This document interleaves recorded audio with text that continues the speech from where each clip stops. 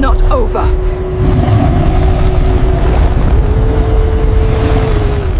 I swear to you, everything I'm about to tell you happened exactly as I remembered it. It was 1:23 a.m. and the air was still too thick. I woke up to a whispering sound from outside my hut. It was Adana's voice, or at least that is what I thought it was. Soft, breathy, calling me the way she always did. But when I looked over at her, lying peacefully asleep, I knew something was terribly wrong. There, standing over her, was a shadow, not a man, not a thing from this world, something far worse. And I couldn't even tell you if it was the same shadow that belongs to Adana's body. Something about it felt wrong. The whisper came again, deeper, dragging, but very wrong. It wasn't just voice anymore, it was a command. It couldn't breathe. My feet were frozen to the floor as I knelt beside Adana's mat, feeling a cold rush of fear that crawled up my spine. I whispered her name, but she didn't stir. Then I looked, and for the first time, I saw it. The shadow. No, not just one shadow. Not two shapes. In fact, flickering on the wall. Barely visible. Two heads. I wasn't sure anymore. I couldn't make sense of it anymore. Adana was still asleep. But that voice, that whisper, it kept calling my name from outside. Chizoba. Chizoba. I ran to the door, my heart hammering in my chest. But there was no one there. Yet I knew something was watching me. Definitely. Then in the fog, I saw it. The silhouette of something tall, not human. Its eyes glowed like amber fire. It was there watching. It wasn't Adana's at all. It was something that had stolen her voice and was calling me to the dark.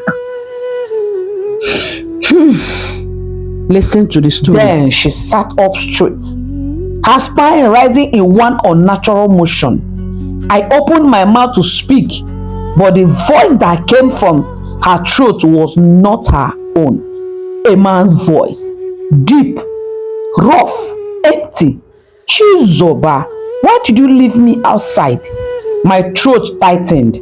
I stumbled backward. Her eyes rolled white. Her lips coiled into a strange grin.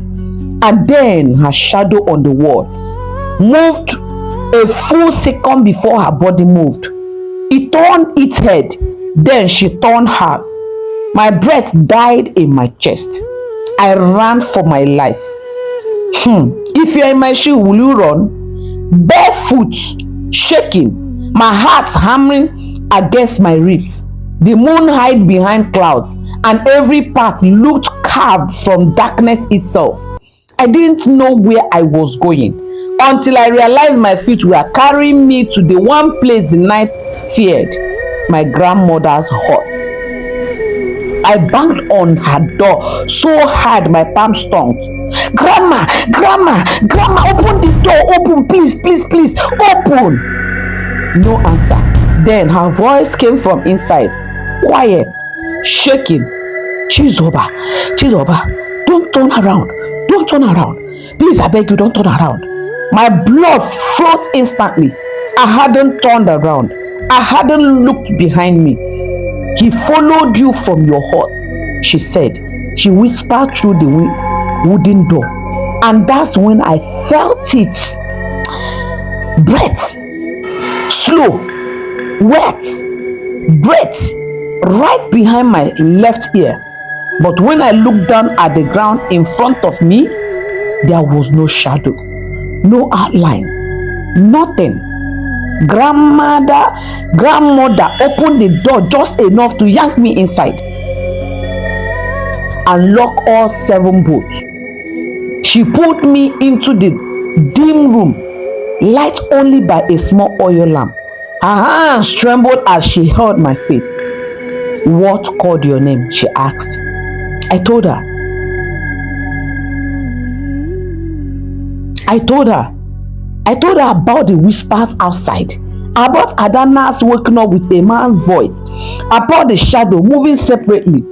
Her face fell, slowly, heavily, as if she already feared the answer. "That is Oko maybe." The voice stiller. My tongue stuck to the roof of my mouth. "He borrows the voices of ones you love to call you into the dark." A crack of thunder ripped across the sky. Then Adana's voice screamed across the village, but laid under it, a second voice screamed too.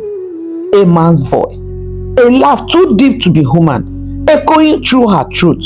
The lamp flickered, the boat rattled, something heavy dragged itself across the ground outside the hut. Grandmother shoved me into a corner. "Don't answer them," she whispered. "Not even your thoughts." The door creaked, then stopped, then cracked again. Slowly, painfully, something was pushing it open from outside. The lamp blew out. Darkness swallowed everything. I couldn't breathe, couldn't move, couldn't think. Then a tall shadow entered the hut, but its feet did not touch the ground. It stretched, split, merged again, like smoke trapped in a human shape. In the darkness, Adana's real voice whispered, "Chizoba, you shouldn't have run. It wasn't me you left behind." The man's voice followed, deeper, closer. "Come back. You opened the door when you had me." A cold finger dragged across my ankle. I screamed. Grandmother grabbed something, a calabash hidden under her bed, and smashed it on the floor. A blinding flash filled the hut. My vision returned.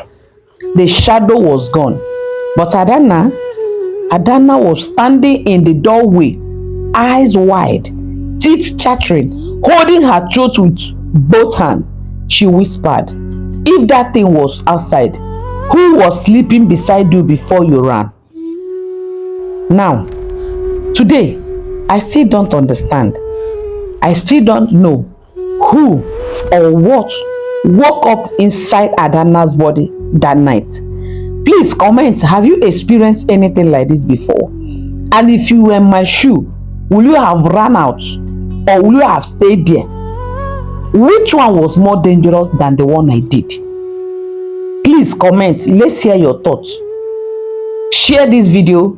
Please follow this, subscribe to this channel. See you in my next video. Enjoy. Bye bye for now.